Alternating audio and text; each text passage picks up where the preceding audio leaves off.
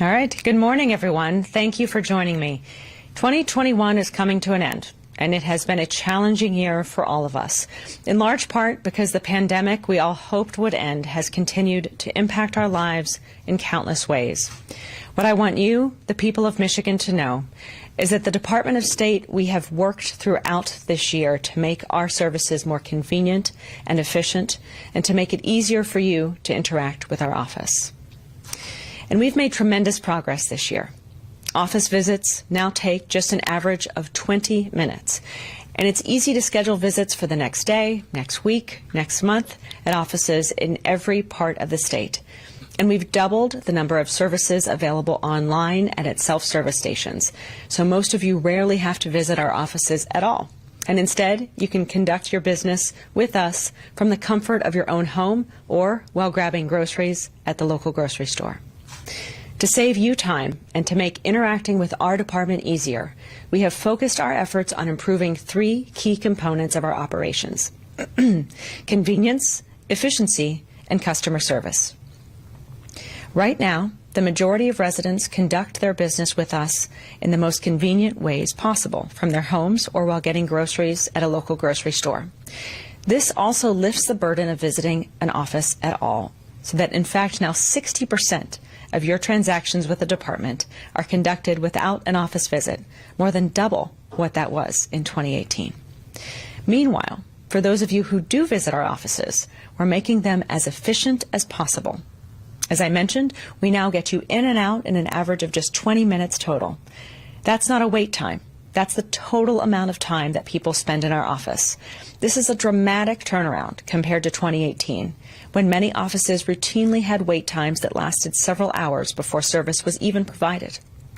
Finally, while the department has always had great employees, for many years they did not have the right structure to support them. But our new operation model changes that. And as we see in the reviews of our offices, the public has been submitting online, customer service has improved dramatically. The reviews are now at more than 4 out of 5 stars, and many of your comments sing the praises of our staff for their friendliness and commitment to public service. And I must say, I'm especially grateful for the work of our staff. Many served as frontline workers and kept our offices open nearly throughout the entire pandemic, and many more worked behind the scenes to improve our operations. One of the improvements we made was replacing all of the self-service stations that the department had before I took office, most of which were broken, through a public-private partnership that cost $0 taxpayer dollars. And then we put most of the new self-service stations in grocery stores to make them easier for you to access and use, and we made them available on evenings and weekends.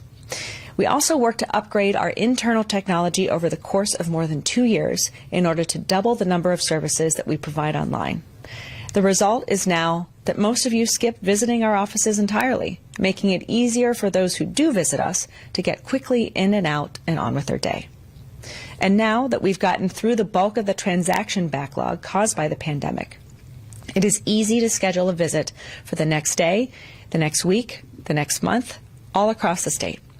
Further, because so many of you have embraced the ability to schedule your visits ahead of time, the visits now get spread across the staff offices we have, thereby balancing the public's demand for in-person service with the supply of our office staff. This enables everyone to get efficient service, and it demonstrates we can make government work. So as I said, we have made tremendous progress improving our systems this year. I know many of you have not experienced these improvements yet, and some of you had frustrating experiences this spring and summer when the transaction backlog was at its worst, or in the years after I inherited a truly broken operating system. It has taken us time to turn things around after decades of neglect. But I'm proud of the work we've accomplished, because I know it is now saving time and stress for thousands of you every day. And we're not done making improvements. In the year ahead, we're going to keep working to make our services even more convenient, efficient, and accessible.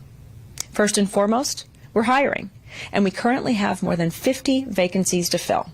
Our current staff are committed to public service, and we're always looking for more dedicated people. So if you're interested, please check our website regularly for openings.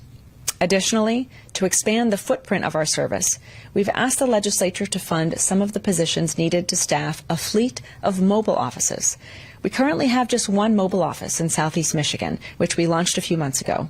It brings our in-person services directly to senior centers, homeless shelters, and other places where people have limited internet access or are otherwise typically underserved. Since we launched the mobile office in October, we've made 10 trips to partner organizations and helped more than 400 people get a state ID card, renew a disability placard, or replace a long-lost vehicle title. We want to add 6 more mobile offices and base them in regions all across the state so that they can bring our services to senior centers, rural areas, and other communities statewide. We're committed to making government work for you and every Michigander. We've made great progress in 2021 and will continue working to serve you even better in 2022. And on that note, I'll close for questions. Secretary Benson, we're first going to take questions from the folks who are here in person, and then we'll review the questions on chat.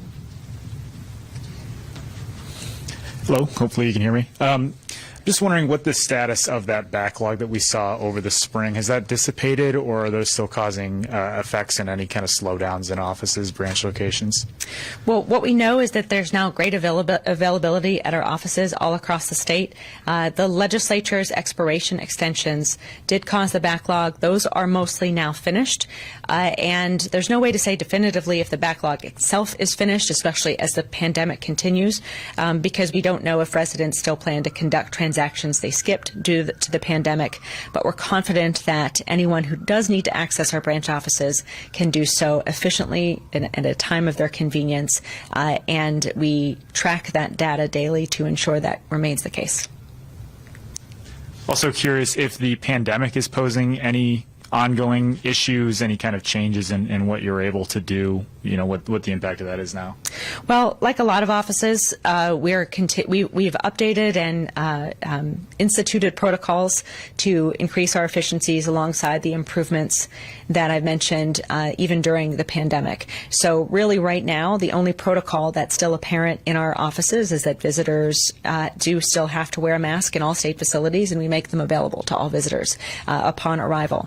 We still continue to use pandemic cleaning and ventilating procedures, and the challenges oftentimes of office closures due to exposures are oftentimes mitigated because we've increased the number of staff we have in our offices over the past several months by filling many vacancies.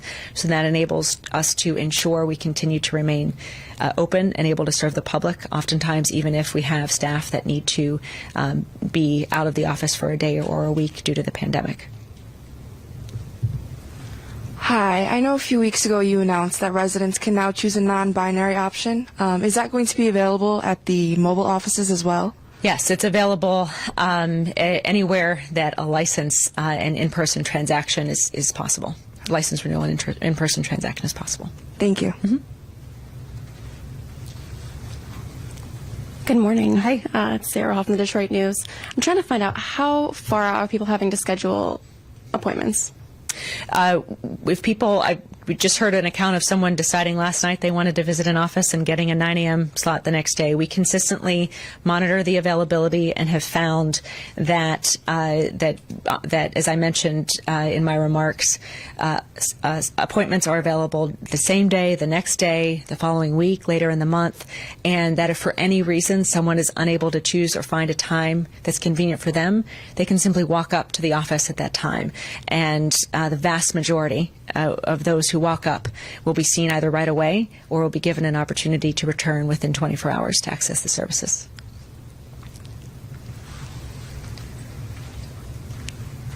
Thanks. We have one question coming in on chat, which is Kyle Malin from MERS. Sorry, I'm just trying to read it.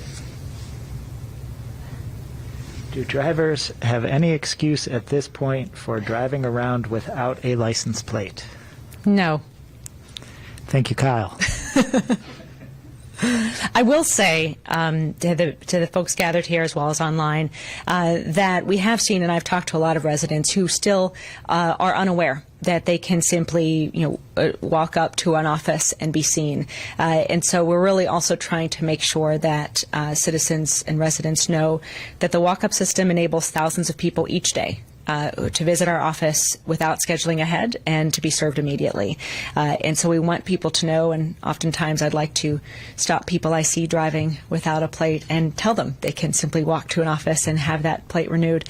And so we want people to know that that is an option that's available, and really cut through some of the misinformation out there about our offices not being fully available, because they are. Thank you all for joining us today. All right. Thanks, Have a good everybody. one.